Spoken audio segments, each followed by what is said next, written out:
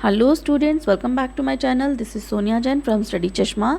तो बेटा आज हम करेंगे क्लास 9th के हिंदी के चैप्टर चंद्र गहना से लौटती बिर के प्रश्न उत्तर। ये हमारी क्षितिज बुक का चैप्टर 14 है, काव्य खंड का। ठीक है, तो चलिए शुरू करते हैं। पहला प्रश्न है, इस विजन में यहाँ से लेकर अधिक है पंक्तियों में नगरीय संस्कृति के प्रति कवि का क्या आक्रोश है और क्यों।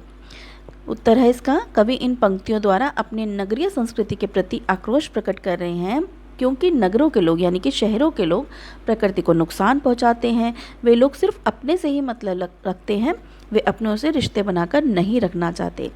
इसी वजह से कवि नगरीय संस्कृति के प्रति आक्रोश प्रकट कर रहे हैं क्योंकि गाँव के लोग तो आपस में मिल बांट कर रहते हैं, वे लालचीपन, स्वार्थ, मतलबी दुनिया से बिल्कुल दूर है। उसके बाद अगला प्रश्न है, सरसों को सयानी कहकर कवि क्या कहना चाहता होगा। सरसों को सयानी इसलिए कहा गया है क्योंकि सरसों का पौधा पूरी तरह पक चुका है और वह पककर पीला हो चुका है, अर्थात वह कटने के लिए पूरी तरह तैयार है। फिर है अगला प्रश्न, अलसी के मनोभावों का वर्णन करो। तो यहाँ पर इसका उत्तर ये है, कवि ने अलसी को एक सुंदर नायिका के रूप में प्रस्तुत किया है जिसका शरीर पतला और कमर लचीली है। वह अपने सिर पर नीले फूल लगाकर यह संदेश दे रही है कि पहले स्पर्श करने वाले को वह हृदय से अपना स्वामी मानेगी। वह सभी को अपना प्रेम का निमंत्रण दे रही है। मतलब एक वो कवि ने जो अलसी का पौधा है ना, अलसी बेटा वो होता है जो अपने आप उग जाता है। एक पौधा एक ऐसा पौधा होता है जो अपने आप पेड़ पौधों के बीच में उग जाता है, उसे उगाया नहीं जाता, अपने आप उग जाता है। ठीक है, तो उसके रूप में प्रस्तुत किया है जिसका शरीर पतला है, कमर लचीली है, अपने सिर पर नीले फूल लगाकर, मतलब क्योंकि उस पर फूल नीले उगते हैं तो इसलिए इसने यहाँ पर कल्पना कर दी है कि सिर पे नीले फूल लगा रही है, जैसे कि वो संदेश दे रही हो कि जो भी मुझे इस समय स्पर्श करेगा मैं उसे अपना स्वामी मान लूँगी। अलसी के लिए हठीली विशेषण का प्रयोग क्यों किया गया है। हठीली का अर्थ होता है जिद्दी। कवि ने अलसी को हठीली इसलिए कहा है क्योंकि वह हमारे द्वारा नहीं उगाई जाती, वह खुद ही उग जाती है। उसे हम उगाना नहीं चाहते हैं फिर भी उग जाती है, इसीलिए उसे जिद्दी कहा गया है। अगला है, चांदी का बड़ा सा गोल खंबा में कवि की किस सूक्ष्म कल्पना का आभास मिलता है।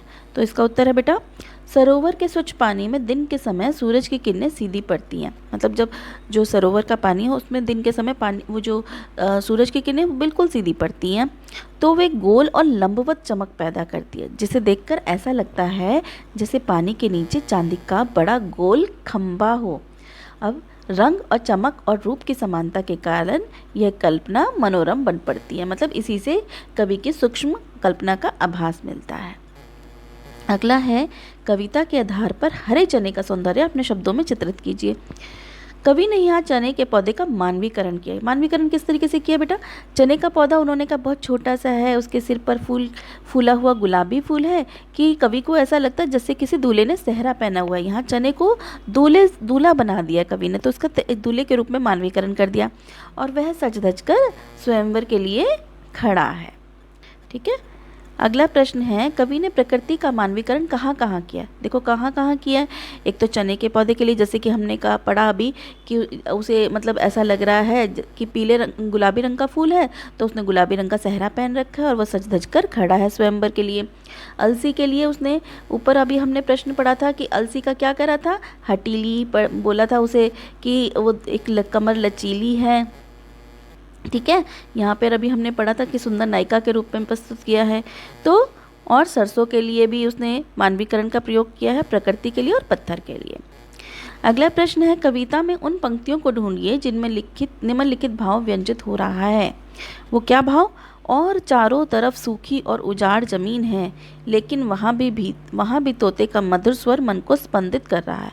तो इसमें आपको जो बुक में है आपकी लाइंस है उसी को लिखना है। वो कौन सी पंक्तियाँ जो इस भाव को प्रकट कर रही हैं। बांझ भूमि पर मीठा मीठा रस टपकाता, इधर इधर रीवा के पेड़ सुग्गे का स्वर कांटेदार कुरूप खड़े हैं, टे टे सुन पड़ता है। तो ये आप लाइंस लिख दीजिएगा। अगला प्रश्न है, और सरसों की ना पूछो इस उक्ति में बात को कहने का एक खास अंदाज है। इस प्रकार की शैली का प्रयोग हम कब और क्यों करते हैं? तो इसका प्रयोग कब करते हैं? जब एक वस्तु की बात करते हुए दूसरे वस्तु की बात बताने के लिए हम इस शैली का प्रयोग करते हैं। इस प्रकार की शैली का प्रयोग वस्तुओं की विशेषताओं पर ध्यान केंद्रित करने और बात में रोचकता बनाए रखने के लिए किया जाता है। अगला प्रश्न है, काले माथे और सफ़ेद पंखों वाली चिड़िया आपकी दृष्टि में किस प्रकार के व्यक्तित्व का प्रतीक हो सकती है? मतलब वो जो चिड़िया का उन्होंने एक बारी वो जिक्र किया था कि काला माथा और सफ़ेद पंखों वाली, ये किस तरीके का व्यक्तित्व हो सकता है? काले माथे और सफ़ेद पंखों वाली चिड़िया किसी ऐसे स्वार्थी व्यक्तित्व का प्रतीक हो सकती है जो दूसरों का शोषण करने के लिए तत्पर रहता है। वह दूसरों की भलाई के बारे में सोचे समझे बिना ही मौके की तलाश में रहता है और मौका पाते ही उसे अपना शिकार बना लेता है। तो बेटा यहाँ हमारे सारे प्रश्न उत्तर इसके कंप्लीट होते हैं। अगले वीडियो में नए लेसन के साथ मिलेंगे। So stay tune for more videos. Till then bye bye.